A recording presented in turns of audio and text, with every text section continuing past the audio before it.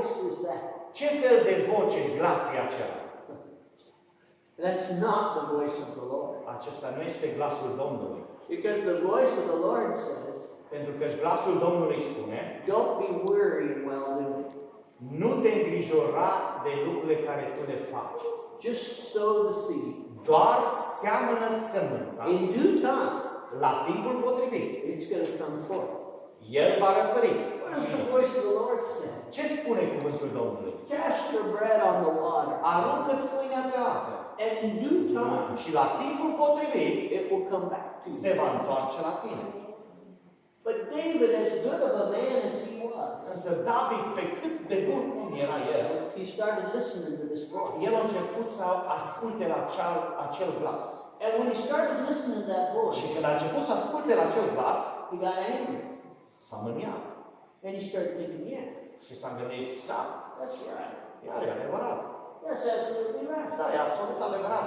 Do you know that the scripture tells us not to speak to each other that way? Știți că Scriptura ne spune ca noi să nu vorbim unul despre altul în felul acela? That you are not to speak to your brother in a way that makes his temper or makes him aggravated at another brother or sister. Deci Scriptura spune că să nu vorbești despre un alt frate într-un fel în care l-ar determina pe acel frate să-l urască sau să devină, eu știu, supărat sau mânios pe altul. You know, brother, they didn't hear you right.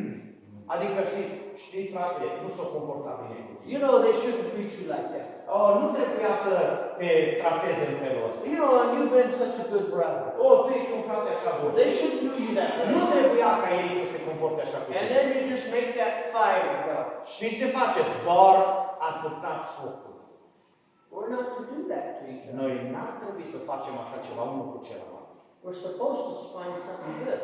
Ne ar trebui să facem ceva bun. We're supposed to encourage one another. Noi ar trebui să ne încurajăm unul pe altul. We're supposed to find peace. Noi ar trebui să găsim pacea. We're supposed to find those things to talk about that are edifying. Ar trebui să găsim acele lucruri care, ca să le vorbim încât să ne identificăm. So now, what are we going to be, Abigail, or are we going to be a Nabal? Dar cum? Cu cine ne vom identifica? Cu Abigail sau cu Nabal? The choice is ours. E alegerea noastră. The Lord always gives us space to make our choice. Dumnezeu întotdeauna ne dă un spațiu în care noi să ne facem alegeri. So David was coming down there, Deci David acum coborea acolo, and his intention, iar intenția lui, with 400 of the mightiest men in all of Israel. împreună cu 400 din cei mai viteji din Israel, Now we know from other places in the scripture that these were mighty men of valor. acum cunoaștem că erau foarte viteji din alte părți din Scriptură, unde vedem că ei au avut bătălii. So David's coming down there with 400 of these guys. Acum David venea cu 400 din acești viteji jos, venea coborea. And they're mad. Și erau mânioși. Do you think that that village had any hope? Credeți că acel sat în care locuia Nabal avea o speranță să... It was a dark day for that village. Era o zi întunecoasă pentru acel sat. There was judgment hanging over that village. Judecata atârna peste acel sat. But thank God, Dar mulțumim lui Dumnezeu, there was somebody căci a fost cineva that had inspiration, care a avut o inspirație, that had unction, care a știut să acționeze, that was led by the Spirit, care a fost călăuzită de Duhul, that was in tune with God. care era în călăuzirea lui Dumnezeu. There was one sister Era o soră. that knew that David was anointed by Samuel. Acea soră a știut că David era uns de Samuel. She didn't know that by watching TV.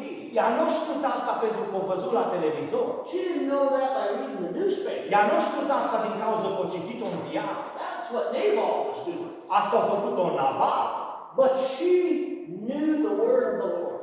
Ci ea a cunoscut cuvântul Domnului. And she knew that what the prophet said would not fail. Și ea a știut că ceea ce a vorbit profetul nu va ieșua. And based on that, Și bazat pe acel lucru, she took her action. ea a acționat.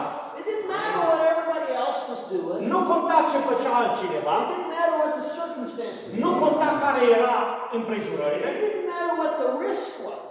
nu conta care a fost riscul, She knew that that was God's anointing. ea a știut că acea persoană era unsul lui Dumnezeu. And she was going there. Și ea s-a dus